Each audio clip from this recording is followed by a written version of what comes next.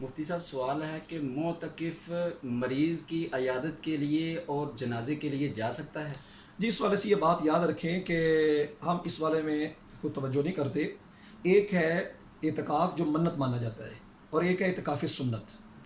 جو اعتکاف سنت ہے اس کے لیے حکم شرعی یہی ہے کہ اگر مریض کی عیادت کے لیے گیا یا جنازہ پڑھنے کے لیے گیا تو ثواب عالمگیری میں لکھا ہے کہ اس کا اعتکاف ٹوٹ جائے گا.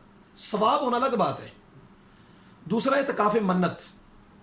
اعتکاف منت چونکہ اس کا اپنا ذاتی اختیار ہے تو اس کے اندر یہ قیدیں لگا سکتا ہے کہ میں مریض کی عیادت کے لیے بھی جاؤں گا، میں جنازے کے لیے بھی جا سکوں گا.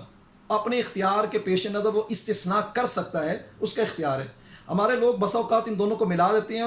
یہ حکم ہے اعتکاف منت کے لیے ہے، نظر والے اعتکاف کے لیے ہے. اس کو سنت والے اعتکاف کے اندر شامل کیا جا رہا ہے، اور کہتے ہیں کہ اگر منت پہلے مان لے، پہلے اگر نیت کر لے کہ میں جنازے کے لیے جاؤں گا اور یاد کے لیے جاؤں گا، تو یہ استثناء درست نہیں ہے سنت موقدہ الکفایہ کے اندر. اس واسطے اس میں بڑی احتیاط ضروری ہے، ایسے اعتکاف ٹوٹ جائے گا.